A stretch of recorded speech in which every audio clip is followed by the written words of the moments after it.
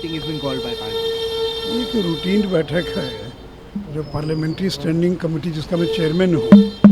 तो 3 जुलाई की जो बैठक है उसके अंदर जो लॉ कमीशन है और जो लेजिस्लेटिव डिपार्टमेंट है, लीगल अफेयर्स डिपार्टमेंट है, उनको आमंत्रित किया गया है ताकि जो कॉमन सिविल कोड पर जो 11th लॉ कमीशन की जो रिपोर्ट थी, जो कंसल्टेशन पेपर था, उसमें क्या है, उसके क्या हाइलाइट्स हैं, उसके बारे में ब्रीफ करने के लिए उनको बुलाया है। और सारे एमपीज़ रहेंगे, फिर उनके जो सवाल जवाब होंगे उनका वो लोग जवाब देंगे। तो ये मेनली जो 11th लॉ कमीशन जो है उसकी जो रिपोर्ट है, कंसल्टेशन पेपर जो है, उस पर विचार करने के लिए वो कमेटी बैठक बुलाई गई है। So some political parties have not made their stand clear. Also, some Congress leaders are saying that. वो एक अलग विषय, देखिए इसका कमेटी से मतलब नहीं है, 2 अलग अलग विषय है। जहाँ तक कमेटी की बात है तो कमेटी में तो सभी पार्टी के लोग हैं और वहाँ पर इस पर डिस्कशन होगा 3 जुलाई को। आवश्यकता होगी तो बाद में भी मीटिंग होगी। बाकी इस कमेटी की बैठक का अलग अलग दलों के से कोई संबंध नहीं। बाकी मेरा व्यक्तिगत कोई अगर आप पूछिएगा तो मैं अपनी बात बोल सकता हूँ, लेकिन जो कमेटी की मीटिंग है वो तो नॉन पॉलिटिकल होती है और उसमें सभी दलों के लोग रहते हैं और किसी भी महत्वपूर्ण विषय पर वो कमेटी चर्चा कर सकती है। तो इस बार हम लॉ कमीशन की रिपोर्ट जो है और उस पर हम लोग चर्चा करेंगे। अपीजमेंट पॉलिटिक्स की वजह से क्या जो डिस्कशन हो रहा है उस पर वो अफेक्ट करेगा, उसके ड्रॉबैक्स या मेरिट्स का? इस कमेटी से उसका कोई बाकी चीज़ों का कोई संबंध नहीं है। ये कमेटी पूरी तरह से न्यूट्रल होती है, सभी पार्टी के लोग रहते हैं और वो लोग फिर अपनी अपनी बात बोलेंगे, जिसका जो मत होगा। कौन क्या बोलेगा ये तो उस कमेटी की बैठक में मालूम पड़ेगा। तो अभी जो बैठक और उसका पर्पस केवल इतना ही है। सर, 21st लॉ कमीशन 2018 में बोली थी कि इसकी ज़रूरत उस समय नहीं थी। क्या अब इलेक्शन, जब जनरल इलेक्शन 2024 में होने वाला है, 1 साल पहले, अब क्या देखिए मैं चेयरमैन के नाते इस पर कोई टिप्पणी नहीं करूँगा, क्योंकि ये जो कमेटी की मीटिंग्स होती है कॉन्फिडेंशियल होती है और इसलिए उसके बारे में मैं कोई अलग से बोल सकता हूँ, लेकिन एज ए कमेटी चेयरमैन मैं उस पर कोई टिप्पणी नहीं करूँगा। नीतीश कुमार विधायकों के साथ बैठक कर रहे हैं, क्या लगता है अमित शाह से डर गए क्या? नहीं, डरे हुए हैं, इसीलिए वो एक विधायक को बुलाकर आज तक तो 13 साल में विधायकों को 2-2 महीना समय तक नहीं दिया उन्होंने। और अब देखेंगे तो जो विधायक जो लग रहा है एक खास वर्ग विशेष के लोग हैं, उन्हीं लोगों को बारी बारी से बुलाकर बातचीत की जा रही है। उनको डर है कि जनता दल का तो कोई भविष्य बचा नहीं, जनता दल यू तो 2024-25 आते आते ख़त्म हो जाएगी। तो उनके विधायकों में भगदड़ ना बचे, उसको रोकने के लिए ये सारी कवायद हो रही है। तो इसलिए 13 साल तो उन्होंने विधायकों को ना समय दिया, ना मिले, ना कोई बातचीत की। अब अंतिम समय में उनको विधायक याद आ रहे हैं। तो इसलिए विधायकों को लग रहा है कि नीतीश कुमार के बाद इस पार्टी का क्या होगा। इस पार्टी का कोई भविष्य दिखाई नहीं पड़ता है। लालू यादव की पार्टी को तो तेजस्वी यादव चलाएंगे या तेज प्रताप चलाएंगे, कांग्रेस को राहुल गांधी चलाएंगे, लेकिन जनता दल को कौन चलाएगा? ये तो कोई परिवार की पार्टी है नहीं। तो नीतीश कुमार के बाद इसका कोई भविष्य नहीं। और जब उन्होंने ये ऐलान कर दिया कि मेरा उत्तराधिकारी जो है वो तेजस्वी यादव होंगे, तो फिर तो कोई जो जनता दल के लोग ये स्वीकार करने के लिए तैयार नहीं हैं कि कोई पार्टी का उत्तराधिकारी दूसरे पार्टी का नेता हो, और वो भी तेजस्वी यादव हो, लालू का बेटा हो, जिसके नाम से बिहार के लोग डरते हैं, घबराते हैं। तो इसको कोई जदयू का नेता स्वीकार करने के लिए तैयार नहीं है।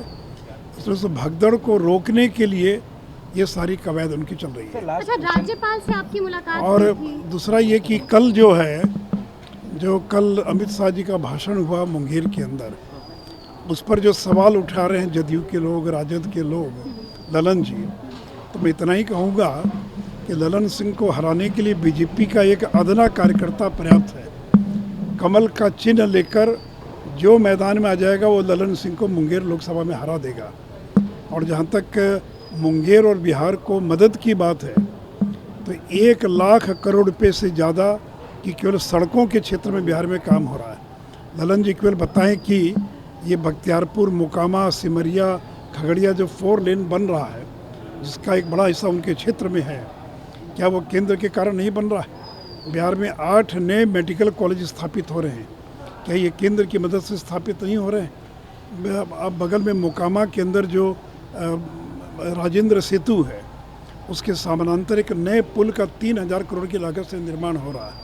ये जो पुल बन रहा है यह केंद्र की सौगात नहीं है, इसलिए केंद्र की सरकार ने बिहार के विकास के लिए, फिर वो चाहे बरौनी का खाद कारखाना हो, 8000 करोड़ की लागत से खाद का कारखाना बनकर तैयार हो गया। ये तो ललन जी के पुराने चुनाव क्षेत्र बेगूसराय का हिस्सा है। तो इन लोगों ने टीन का चश्मा लगा रखा है, इनको कोई दिखाई नहीं पड़ता है। ये कहते हैं कि बिहार में कोई काम ही नहीं हो रहा, बिहार में कोई विकास ही नहीं हो रहा है। तो इतना काम हो रहा है बिहार के अंदर, तो भले ही ललन जी को दिखाई पड़े ना पड़े, लेकिन बिहार की जनता देख रही है कि बिहार में किस प्रकार विकास का काम हो रहा है। आपकी राज्यपाल से मुलाकात हुई थी, उससे पहले मुख्यमंत्री नीतीश कुमार भी मिले, तो कोई सियासी तूफान तो नहीं आ रहा है? लास्ट क्वेश्चन, रिलीजियस और जो कल्चरल डाइवर्सिटी है इंडिया का, क्या implementation will there will be implementation issue of UCC keeping in mind of religious and cultural diversity? ये तो देखिए संविधान में लिखा है, संविधान का जो सेक्शन 44 है उसी में लिखा है, और सुप्रीम कोर्ट के आधे दर्जन से ज़्यादा जजमेंट हैं शाहबानों के मामले में, सरगा सरला मुदगल के मामले में आधे दर्जन से ज़्यादा जजमेंट हैं। इसमें सुप्रीम कोर्ट ने कहा है कि कॉमन सिविल कोड लागू होना चाहिए, यूनिफॉर्म सिविल कोड लागू होना चाहिए। तो कल्चरल डाइवर्सिटी है तो उसके बावजूद भी तो क्रिमिनल लॉ एक है ना। हत्या के मामले में हिंदू मुसलमान ईसाई के लिए अलग अलग कानून नहीं है। तो वैसे ही अगर एक पुरुष की एक पत्नी होनी चाहिए, बहुपत्नी नहीं होनी चाहिए, इसमें कल्चरल डाइवर्सिटी का क्या संबंध है?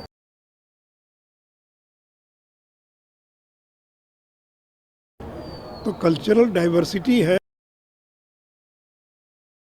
जजमेंट है, इसमें सुप्रीम कोर्ट ने कहा ज़्यादा जजमेंट है शाहबानों के मामले में, सरगा सरला मुदगल के मामले में। देखिए संविधान में लिखा है, संविधान का जो सेक्शन 44 है उसी में लिखा है, और सुप्रीम कोर्ट के आधे दर्जन से ज़्यादा जजमेंट हैं शाहबानों के मामले में, सरगा सरला मुदगल के मामले में आधे दर्जन से ज़्यादा जजमेंट हैं। इसमें सुप्रीम कोर्ट ने कहा है कि कॉमन सिविल कोड लागू होना चाहिए, यूनिफॉर्म सिविल कोड लागू होना चाहिए। तो कल्चरल डाइवर्सिटी है तो उसके बावजूद भी तो क्रिमिनल लॉ एक है ना। हत्या के मामले में हिंदू मुसलमान ईसाई के लिए अलग अलग कानून नहीं है। तो वैसे ही अगर एक पुरुष की एक पत्नी होनी चाहिए, बहुपत्नी नहीं होनी चाहिए, इसमें कल्चरल डाइवर्सिटी का क्या संबंध है? अगर डाइवोर्स के बाद अगर तलाक हो जाता है और तलाक का कानून समान होना चाहिए, इसमें कहाँ कोई बाधा है? या अगर किसी महिला का तलाक हो गया तो उसको गुजारा भत्ता मिलना चाहिए, इसमें कहाँ कोई डाइवर्सिटी आड़े आ रही है? तो ये जो फैमिली लॉ है आपका तरीका अलग अलग रहेगा। कोई पंडित करेगा, कोई आर्य समाजी तरीके से होगा, कोई काजी जो है वो निकाह कराएगा, कोई चर्च में कराएगा, उस पर कोई आपत्ति थोड़ी है। लेकिन विषय ये है कि क्या एक पुरुष की एक पत्नी होगी या एक से ज़्यादा पत्नी होगी? तलाक का एक कॉमन कोई तरीका होगा तलाक देने का, कोई 3 तलाक बोलकर और ख़त्म नहीं कर सकता है।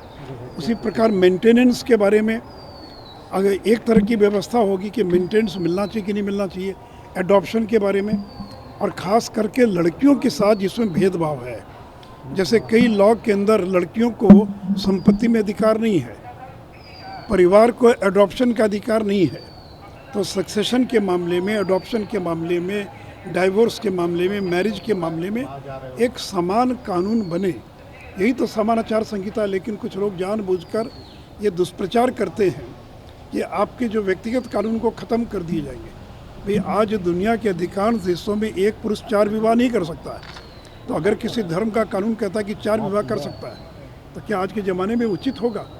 तो इसलिए डाइवर्सिटी का ध्यान में रखते हुए ही तो सुप्रीम कोर्ट ने आधे दर्जन मामलों में ये कहा कि कॉमन सिविल कोड बनना चाहिए, यूनिफॉर्म सिविल कोड बनना चाहिए। या फिर जैसा मैंने कहा कि अलग अलग कमीशन ने, अलग अलग आयोग ने इस बात की अनुशंसा की है। और जो 21 जो कमीशन है, लॉ कमीशन, उसने भी ये नहीं कहा कि लागू नहीं होना चाहिए, उसके अलग प्रकार के सुझाव हैं। तो इसलिए इस पर मतभिन्नता हो सकती है लोगों के, लेकिन सुप्रीम कोर्ट के आधे दर्जन ऑर्डर हैं, स्टैंडिंग ऑर्डर है, 2023 का ऑर्डर है कि अब तक क्यों देर हो रही, क्यों नहीं, और यूनिफॉर्म सिविल कोड लागू होना चाहिए। तो हम तो जो संविधान में लिखा है उसी को लागू करने की दिशा में भारतीय जनता पार्टी आगे बढ़ने का प्रयास कर रही है।